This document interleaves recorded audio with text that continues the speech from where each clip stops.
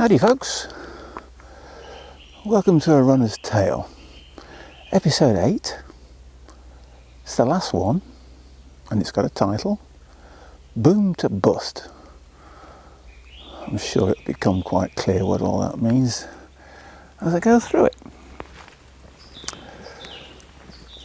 1983 is the year I'm going to talk about today.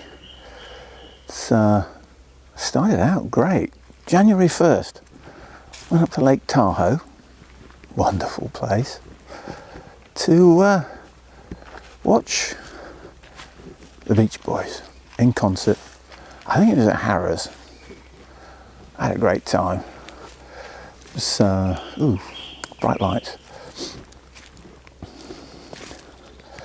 I had a great time.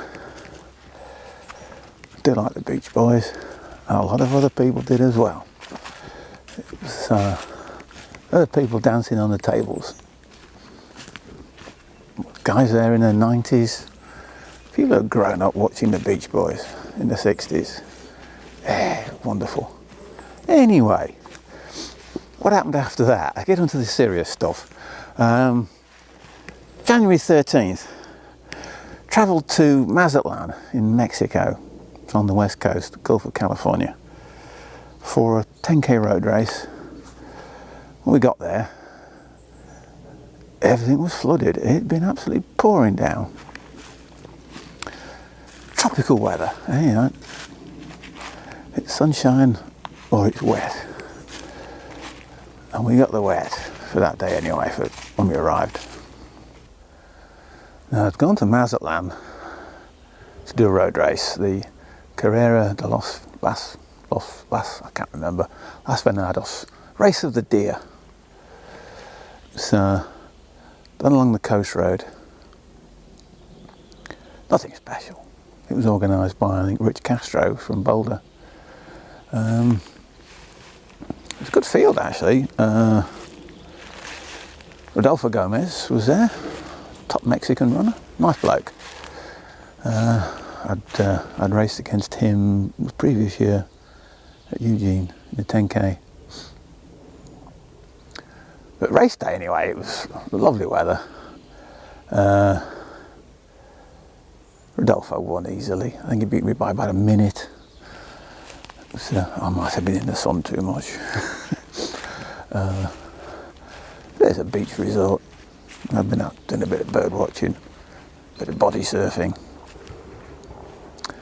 Lots of good Mexican food. So, took quite a liking to Mexican food. It's lovely stuff. After the race, I was lazing around the pool, go for a swim, and I came back to my sun lounger to find that my shoes had been pinched. Shoes weren't so bad, they could be replaced quite easily. But inside my shoes were my orthotics. I'd only had them a few months, and so that meant a trip back to Eugene. So I think it was the next day, flew back to Portland. Then from Portland, I think we stayed overnight in Portland and then came to Eugene the next day. And I had some more orthotics made up.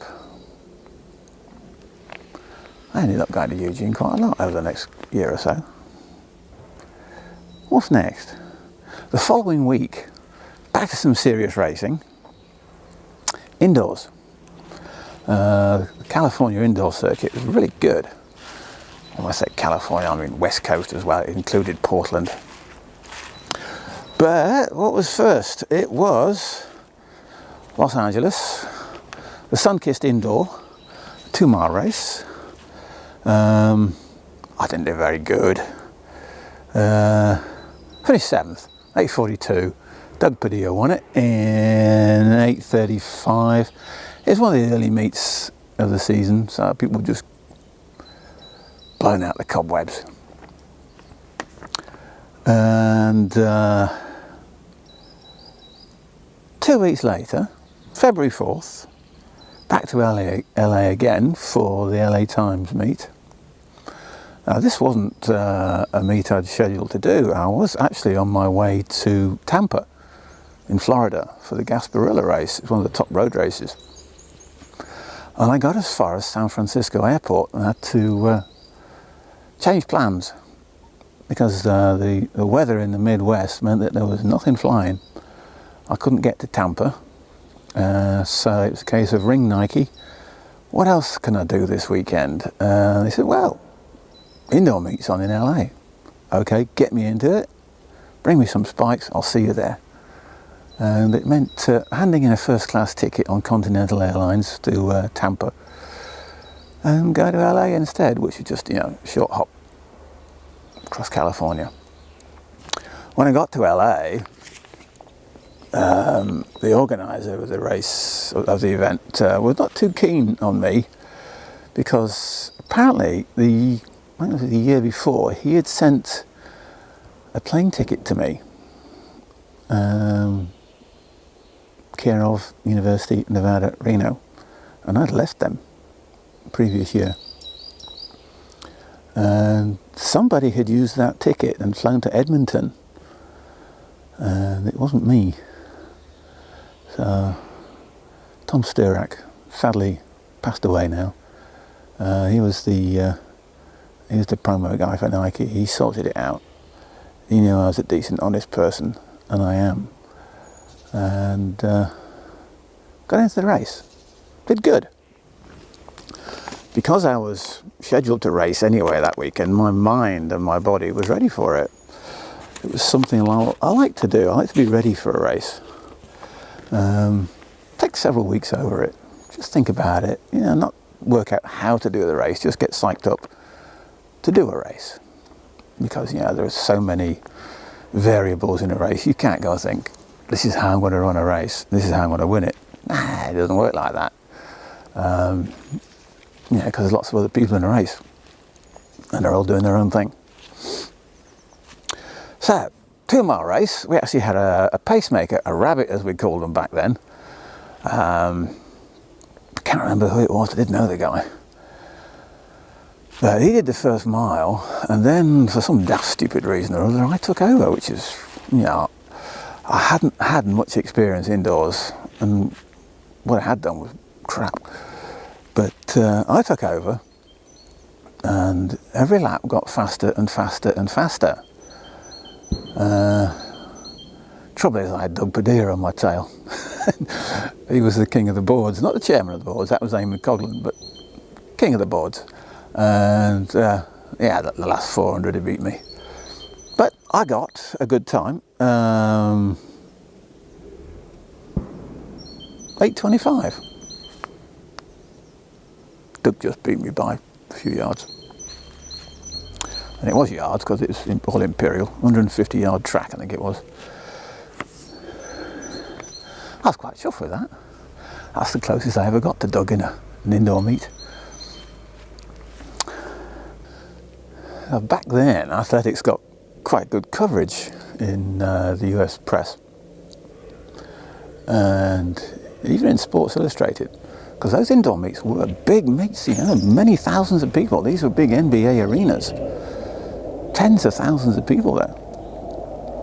And I remember reading in Sports Illustrated, I think it was the following week, Kenny Moore, great runner, good writer, he can do their acting as well.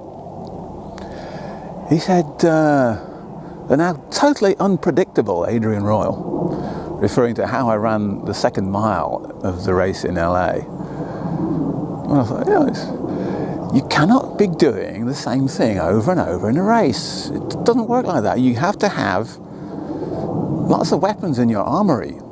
Shouldn't say things like that. We're all anti-guns at the moment. You need to be able to run and win a race several different ways.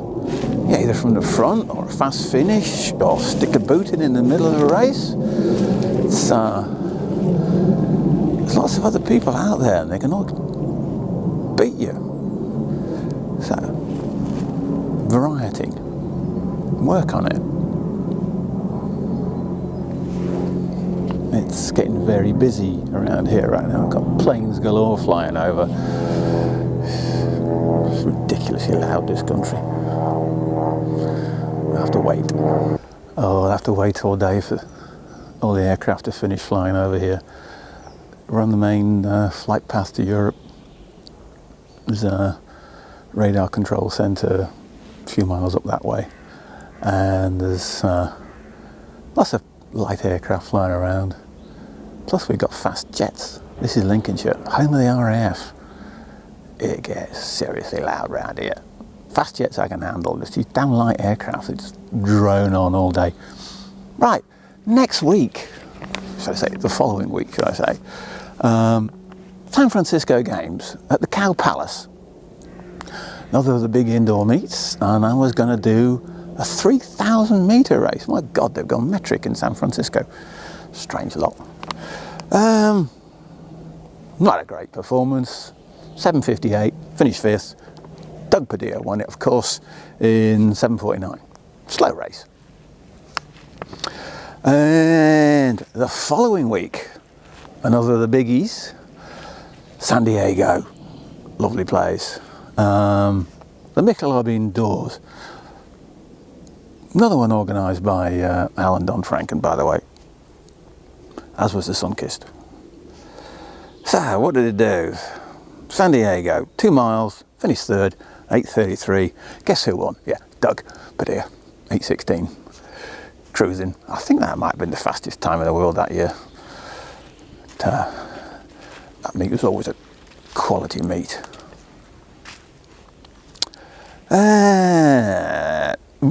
Busy weekend. The following day I flew to Portland for another indoor meet, and it was another 2 mile. I actually won one. Yay! That was one of the only, when I say one of the only, it was probably the only decent indoor meet I ever won. Finished first, 8:34.9. I actually got interviewed by the local TV company straight after the race, and I just stood there going, what? I'm busy. I'm looking at myself on the telly screen now. You know, you expect me to talk as well? Got far more interesting things to do. So, possibly one of the worst interviews ever. Then it was off to Eugene for a few days. Why? I don't know. Just killing time with the guys in Eugene. There's a good bunch of people there. And I did, one day, I did a track session on one of the local tracks there. Not Hayward Field. I think it's 4x800 metres, nothing special. And word got around that Adrian had been doing a workout on this little track. It hadn't really sunk in that people actually knew me then. Especially in Eugene, of course, you know, the track city. You can't hide in Eugene if you're a runner. Well, anyway, that was quite fun, that was, you know, to be recognised away from a major meet. What's next? Back into training. It was quite a snowy winter. When I say quite a snowy winter, it was a bad one up in the Sierras. I thought the previous winter had been the worst one, but I got it completely wrong. You know, it's old age. But yeah, 794 inches or something daft like that winter up in the Sierras. Early March, after struggling through a lot of snow in Reno, went to Phoenix in Arizona for a 10-kilometre road race. This was a new one. It was sponsored by Continental Homes. I'd put quite a lot of money into it and brought in some big names: Salazar, Bill Rogers. Never ever did meet Bill Rogers. You know, he's one of the giants of American distance running. I never met him, never saw him. But it was a quality field. They brought in some top Mexicans, top Africans, yeah, a couple of British guys here and there. And I ran 28:25. I finished 3rd. Salazar won it in 28:01. Mike Mazioki in 2nd in 28:05. Now it's a flat course, lots of straights, especially the finish straights. For me, it felt like the last 2 miles was one long straight. And I caught up a lot of people I hadn't figured in the race at all. And but the last 2 miles, I stuck the boot in a light blue touch paper, and off we go, and just hammer it. And I went from, I don't know, 10th to 3rd on those last 2 miles. I caught Rodolfo Gomez and Jose Gomez. They're not brothers, they're not related as far as I know. Very close to the line. I got 3rd place. Got some money for it as well. The authorities had come to their senses and realised we're going to have to start paying people and letting them keep the money. Although it had to go through trust fund and all sorts of things first. But it was nice to be in Phoenix. Nice weather. Hotel we stayed in was out in the desert. Very nice one it was too. Right across the road, cacti. Loads of them. Absolutely wonderful. Oh my God. Cacti paradise. It was, the big saguaro cacti, pincushions, all sorts of stuff that you see in Western movies. Loved it. I think we had some Mexican food as well somewhere in Phoenix. I think I'd gone down with Larry Lawson. He'd gone to university in that part of Arizona, I think, Tempe, Arizona. And he'd grown up eating a lot of Mexican food, so we had some of that there. And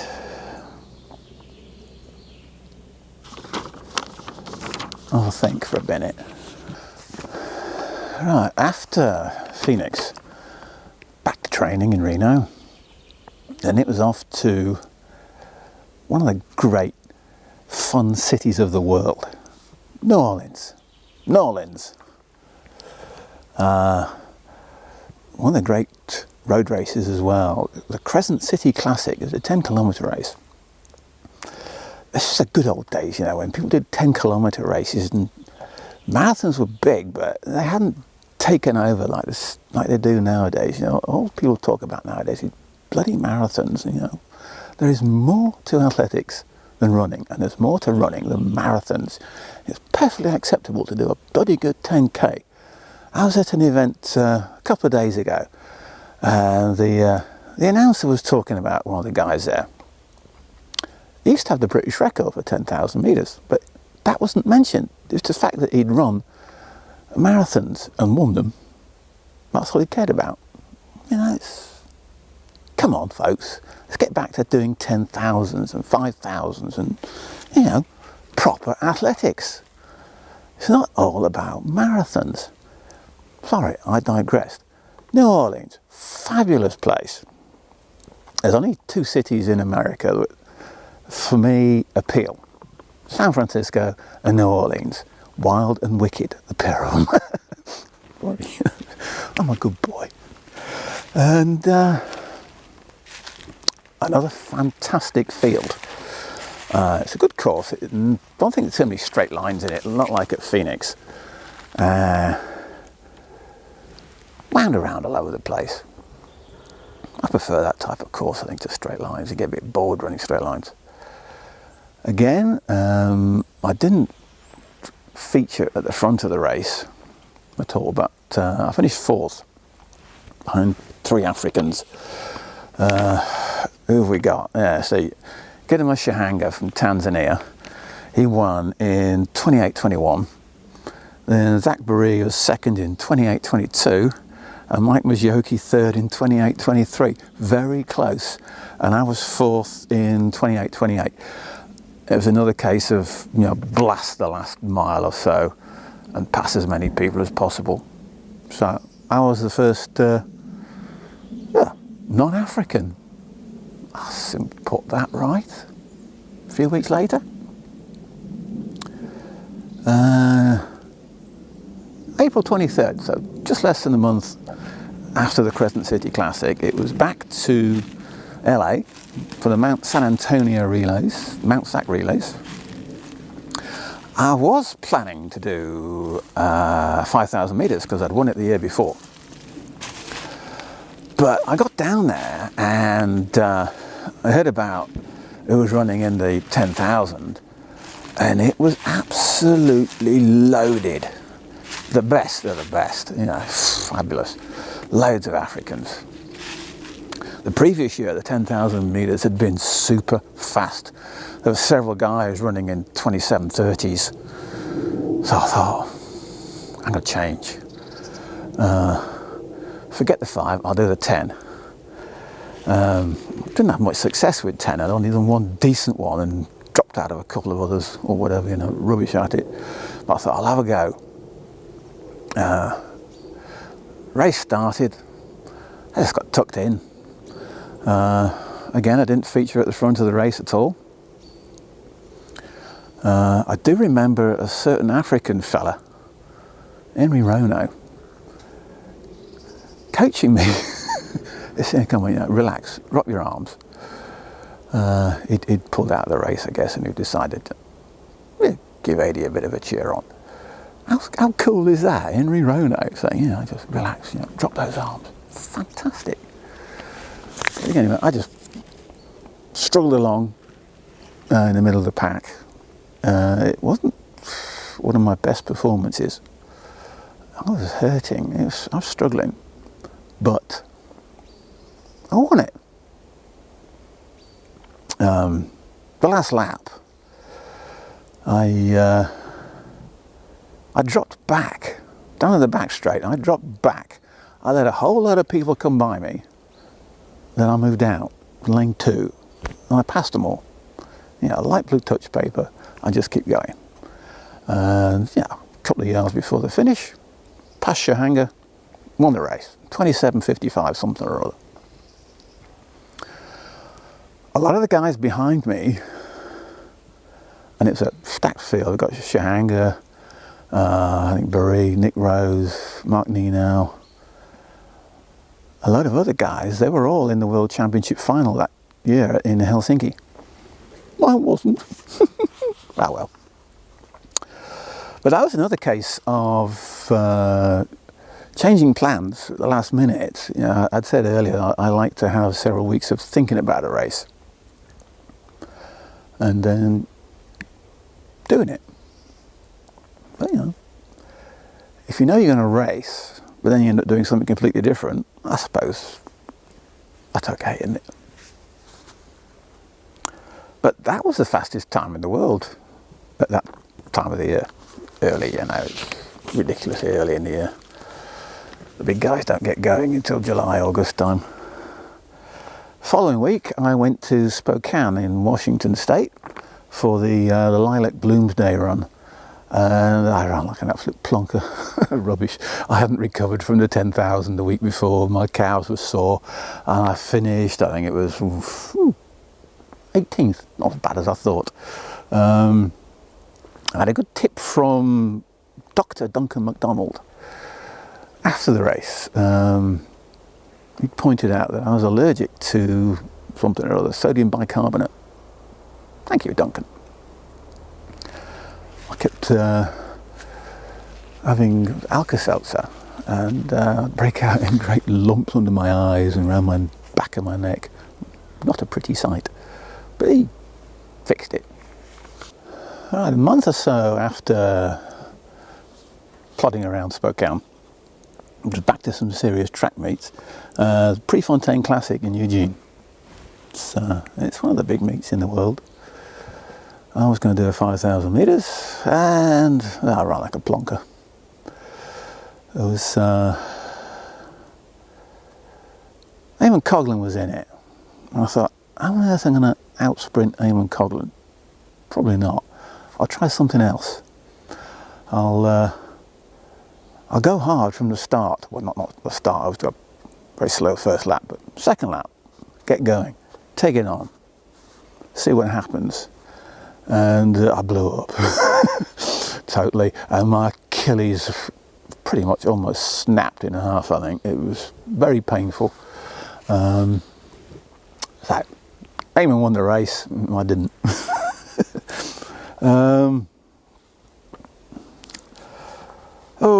What happened after that? A few weeks later, yeah, time to get serious again. Get on a plane, fly to Paris. My second European track season. See if I can do any better than the first one. there a few days early. Got to see Paris. It's the only time I've ever been. So I got to see everything in Paris just by running around and walking around. Did a 5,000 metre race there. Nothing special. I finished 4th, 13:42. Tunisian guy, Bakush, won in 13:38. So it wasn't a fast race. I did get to meet John Tracy. Oops, sorry, getting all hung up. I did get to meet John Tracy there. Yeah, big-time world cross-country champion. He wasn't in a good mood. He wasn't doing very well at all. From there I flew to Oslo. Spent a few days there before the race. It was the Bislett Games. I'm going to do a 3,000 metre race. Totally loaded field. A certain Sidney Marie won it in 7:41. I was 5th in 7:46. I got a PB though. So I actually got a PB on a European circuit. Yeah. I think the first mile was pretty quick in that race and I was nowhere. Second mile I caught up and with a lap to go I hit the front and got promptly thrashed. Sydney was bloody damn good. How many world records did he have later on? Was it the mile or 1500 or both? I can't remember, but you know, bloody strong as well. After Bislett, off to Stockholm in the Olympic Stadium. July 4th. Don't know why that's a significant day at all, not a clue. 5,000 metres, I finished 3rd and I got another PB, just about 1/10 of a second off my previous one, so 13:26.19. Then it was back to Oslo for the Oslo Games and the 10,000 metre race. I backed her in like garbage again. Carlos Lopes won it, 27:23 something or other, and I was a lap and a half behind. Garbage. After that, off to Luxembourg, do a 5,000 metres, nothing special, 13:46. And I did notice in Luxembourg, city of, very nice place by the way, lots of cake shops, very nice, one after the other. But, you know, expensive place, didn't buy any.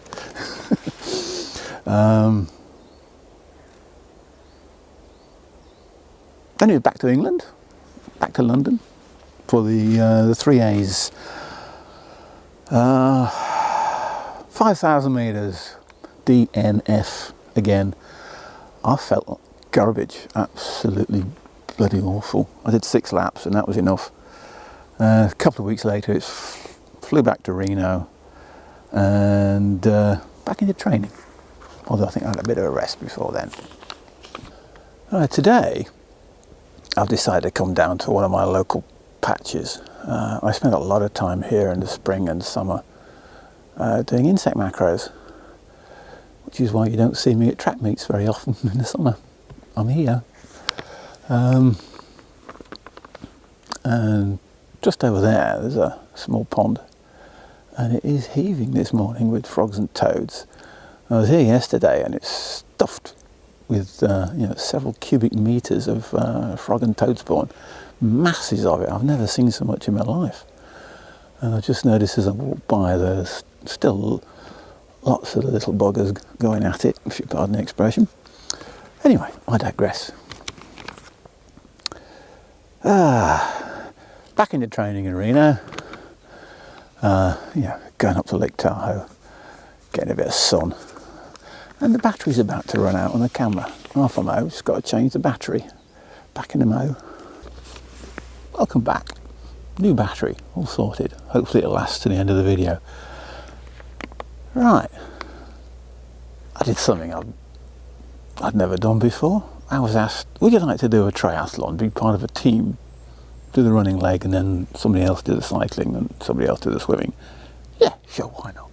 So it was off to Pyramid Lake, which is a big desert lake to the north of Reno, home to the Paiute tribe. And I did the running leg. I had no competition. We won the team event. it's just nice to go out to Pyramid Lakes. Lovely place. There's American pelicans out there, amongst other things. And Clint Eastwood shot a movie out there. Is it Hang 'em High? I can't remember. Onwards. Turn over the page. What was next? October 2nd. Back to LA. Happy hunting ground, sort of, occasionally. Not this time. For the LA Coliseum 10K. It finished in the Olympic Stadium, which it would have been nice to do good there, but little did I know things were starting to go wrong big time on a regular basis. Pat Porter won it, and he was just starting to dominate American distance running for about a decade. I'm walking around with some real wet, squelchy mud at the moment, keeping in practice for the cross-country season.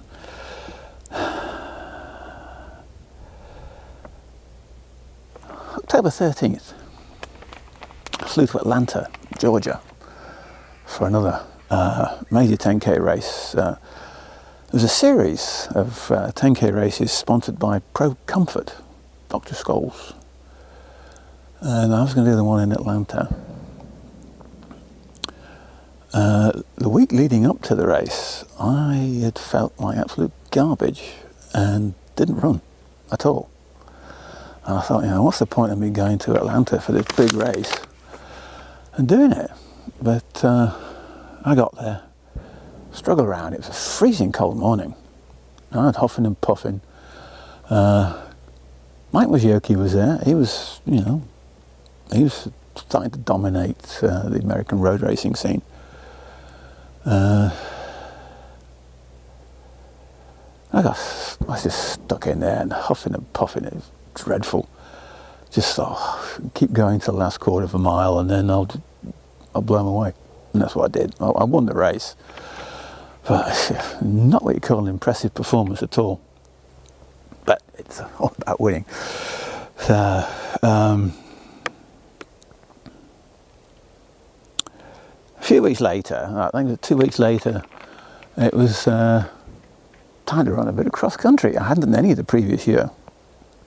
It was down to the Bay Area to do the Pacific Area TAC, and the Wally I am tried to win it in the first mile. Duh. I never learn, and I finished totally out of it, 12th.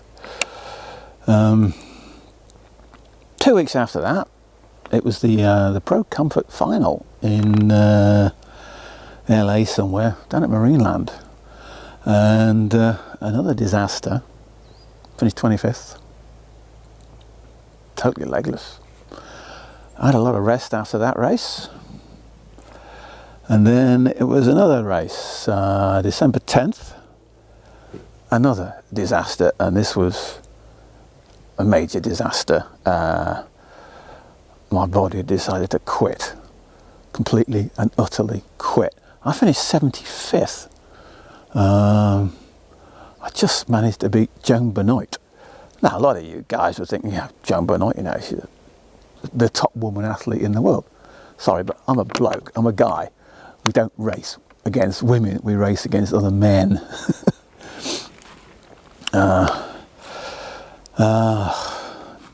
Crap. Rubbish. So in the space of a month or so, I'd gone from running 28:29 in Atlanta for 10K, beating Wazioki, to running 29:59 at the last race, the Sub 4 Invitational. That was at Newport in LA. Back to Reno for some blood tests. That was the end of it, folks. That was boom to bust. My body just said, no more. You're not doing it anymore. Crap. A few months later, I moved back to Britain, Headed to Loughborough, trained with the guys there, moved there, trained with George Gandy. That was a good training group there, but I just never got back to what I had been. Even the summer of '83, my body had had enough. Don't know, caught a virus or something. Who knows? The blood tests were not what called great. White blood cell count was pretty high. So I'd caught something. I struggled on for a few years. I finally called it a day in May 1988. That was the end of the competitive running. Struggled on for a few more years. I moved to Finland in 1989. And 1991 I had my Achilles operated on. Both of them. One was ruptured, and a couple of years after that compartment syndrome struck. Another operation left me with a really great hole in my leg. So that was the end of it all. I have tried to run a little bit over the years, but my legs are knackered, absolutely shot to pieces. So, right folks, a little bit of a summary for that year, 1983. I did 16 weeks of 100 miles plus. Total mileage 4,066, and the average is 78 something or other. So, that is the end of A Runner's Tale. 8 episodes in total, so if you've missed one, go back and look at it. There's a lot of you who haven't looked yet. I now need to find another little project to do. Don't know what. Travel, perhaps. Insect macro videos. Bird watching videos. Muddy videos. Can you see that down there? Ugh. Swampy stuff. This is how I spend my summers.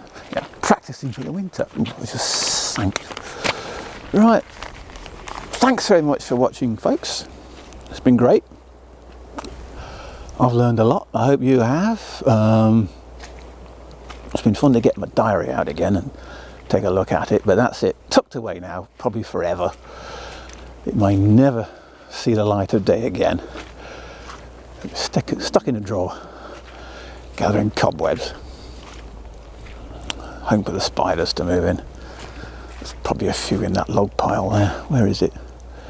Can't find it. There it is. Yeah, log pile. So, that's enough for the athletics for today.